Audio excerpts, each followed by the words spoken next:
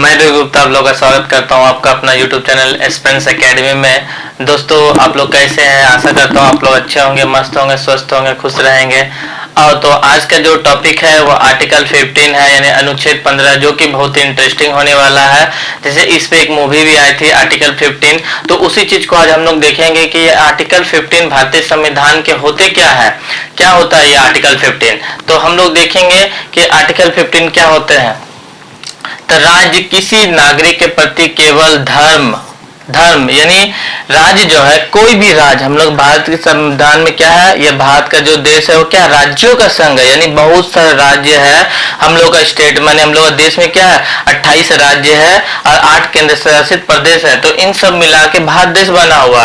तो यह बोला कि 28 राज्य में से क्या है कि कोई भी राज्य में किसी भी व्यक्ति के प्रति, किसी भी नागरिक के प्रति केवल धर्म, यानी वह हिंदू हो, मुस्लिम हो, सिख हो, ईसाई हो, कोई भी धर्म के हो, ये धर्म के आधार पे या मूल वंश, ये जरूरी नहीं कि मैं बिहार का हूँ, तमिलनाडु का हूँ, उड़ीसा को हूँ, कहीं का भी हो को, ठीक है।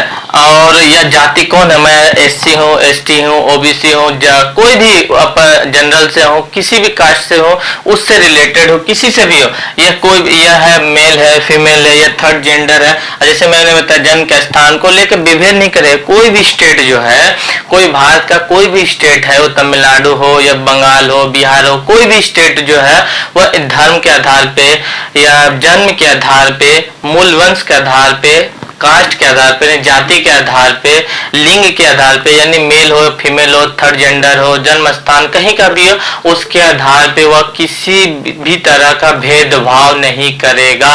कोई भी राज्य किसी भी नागरिक के प्रति अपना एक भेदभाव, पार्शियलिटी नहीं कर सकता है। यह आर्टिकल 15 बोलता है, हम लोग को यह अधिकार देता है। और क्या है, यदि ये फर्स्ट है।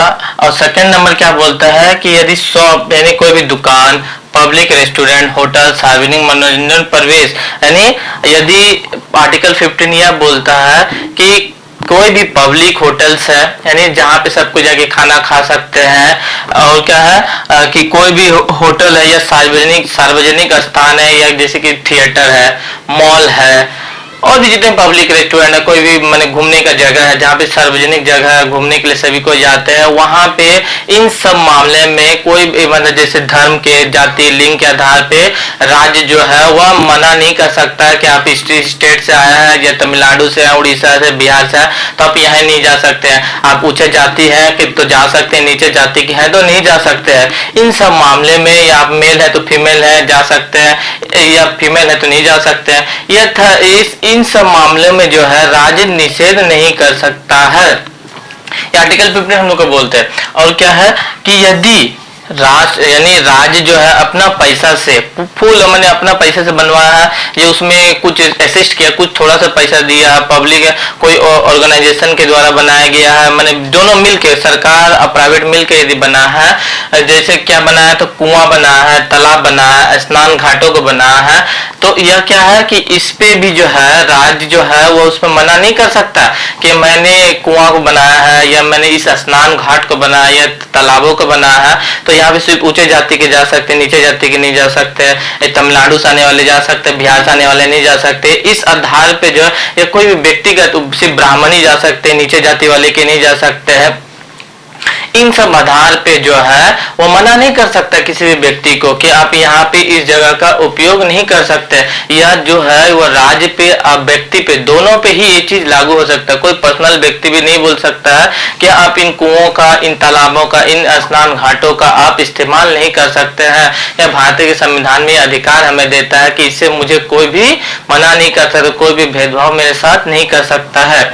और क्या है कि महिलाओं, लेकिन इसमें कुछ एक्सेप्शनल भी है, कुछ एक्सेप्शन भी है कि जो अधिकार तो मुझे देता है बट इसमें कुछ अपवाद भी है। क्या अपवाद है, कुछ क्या एक्सेप्शन है कि महिलाओं के लिए, वुमेन्स के लिए और चिल्ड्रंस के लिए, बच्चों के लिए इसमें कुछ प्रोविजन किया गया है। जैसे जहाँ पे महिलाओं को सुविधा दिया जाना चाहिए, उन्हें संरक्षण दिया संरक्षण मैंने आरक्षण दिया जाता है, उनके लिए संविधान में आरक्षण का व्यवस्था किया गया है। उनको राजनीति में भी दिया गया, जैसे कि लोकसभा में भी दिया गया, विधानसभा में भी दिया गया है, नौकरियों में भी दिया गया उनके लिए।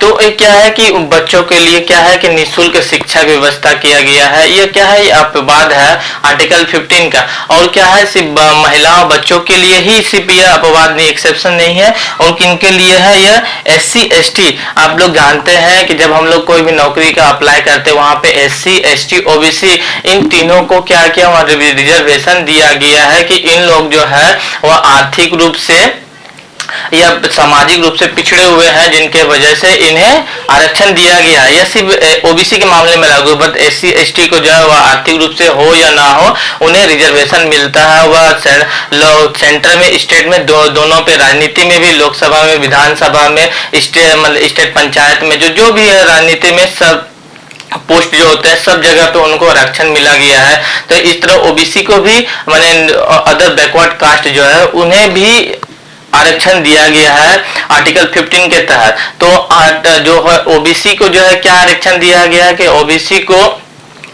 वो आरक्षण दिया गया जो कि सबसे माने कमजोर, तो आर्थिक रूप से जो कमजोर है उन्हें आरक्षण दिया गया। उसमें भी क्या है, क्रीमी लेयर है। तो हम लोग समझते हैं कि क्रीमी लेयर क्या है। क्रीमी लेयर में जो उनको जो सरकारी ऑफिसर होते हैं, जो ग्रुप A या ग्रुप B के सर्विस करते हैं, उनके बच्चों को, या कोई भी इंजीनियर है, डॉक्टर है, लेखक है, या कोई भी सेंट्रल गवर्नमेंट में, स्टेट गवर्नमेंट अच्छा पोस्ट पे है, जैसे कोई राष्ट्रपति का माने बेटा बेटी है, जज का बेटा बेटी है, उपराष्ट्रपति का, प्रधानमंत्री का, या जो भी अपने भी अच्छा लेवल पे है, जिनका सैलरी पहले ही आंका गया था। किस पैमाने पे से आंका जा सकता है, तो पहले ही 2.5 लाख किया गया, देखा गया था, जिसका 2.5 लाख सैलरी हो गया एनुअली, उस पे क्रीमी लेयर माना जाता था। उसके बाद इसको चेंज करके 4.5 लाख किया गया, इसके बाद इसे 6 लाख किया गया, जिसका एनुअली 6 लाख होगा सैलरी, उसे क्रीमी लेयर में माना जाएगा। उन्हें OBC का जो मैंने बेनिफिट्स है वो नहीं मिलेगा। तो आशा करता हूँ यह वीडियो आप लोग अच्छा लगा होगा। आज का वीडियो यहीं पे समाप्त करते हैं, मिलते हैं नेक्स्ट वीडियो के साथ। Thank you.